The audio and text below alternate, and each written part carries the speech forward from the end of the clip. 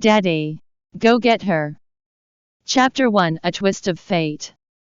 I now pronounce the verdict that the defendant K. Stratford is found guilty of murder and fraud and is now sentenced to a 2-year death sentence with reprieve in accordance with the law. Clang. In the courtroom, the judge hammered down a verdict for K. Stratford as fate. Hearing this, Thea Stratford fiercely stood up from the audience seat, her amber eyes misting over with tears that she stubbornly held back and refused to let them fall as she looked nervously at her father. Dad, choking. She went forward, wanting to say a few words to Kay. Garbed in white prisoner-esque clothing, Kay was being held tightly by a few prison officers. There was no longer any hint of his pest-glorious self right now. His face was pale and haggard, and his hair was graying at the sides, making him look like he had aged a few decades.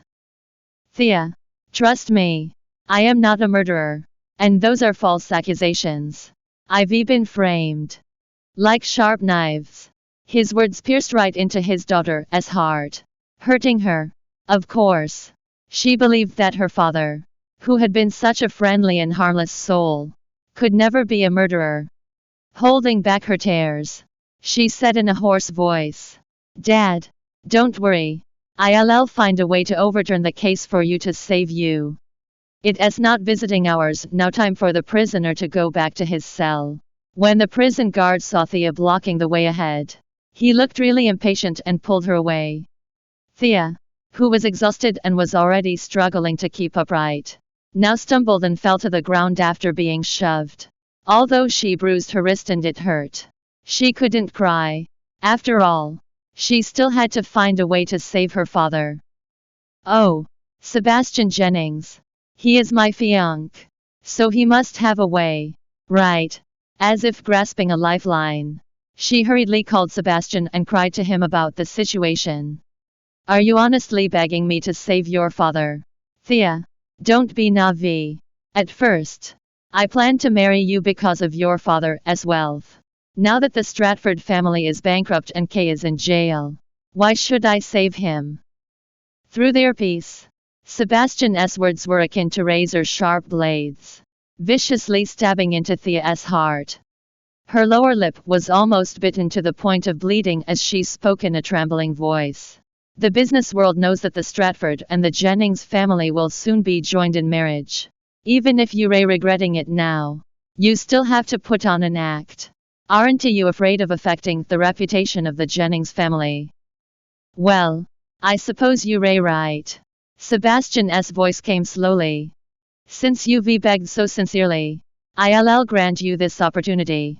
Come to the Four Seasons Hotel at 9 tonight. If you satisfy me, I will consider your proposal. Thea clenched her teeth as her blood rushed straight to her head. You're rubbing salt on my wound. However, the man showed no mercy, disdainfully sneering. It's up to you if you want to come or not. At this, the tears she had been holding all day gushed down from her eyes uncontrollably.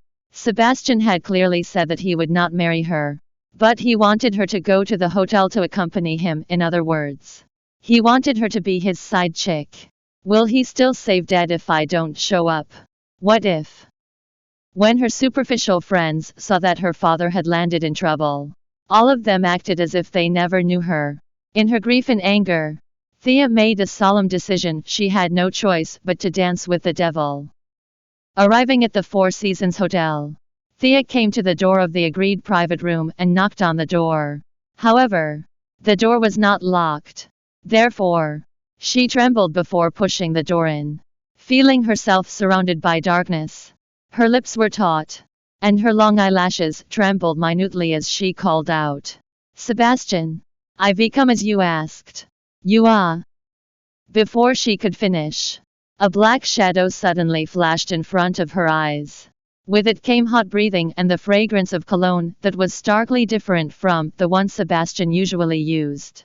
It was mixed with the smell of wine and gave off a pungent, thick scent. Not waiting for Thea to react, the man grabbed her wrists and brutally fixed them on either side of her head. Then, he shoved her against the door panel and pressed himself against her like a snarling lion. Buzz, buzz. Thea didn't know exactly how long it took. But she was suddenly awakened by the vibrating sound of her phone. She struggled to move her body, which felt as if it had been split in two from the middle. Her limbs were all sore, and as her fingers slowly tightened into fists, she stared angrily at the man sleeping with his back to her. At this moment, she really wanted to kill him, even if she had to die with him. However, she then thought of her father still waiting for her to save him in prison. In grief, she took her phone over to check the incoming message. Thea, you need to come back quickly. Your father was in a car accident on the way to the penitentiary.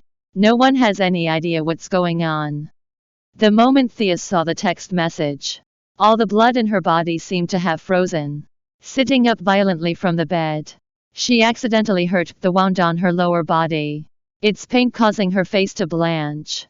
But she couldn't care less as she haphazardly put on her clothes and stumbled outside.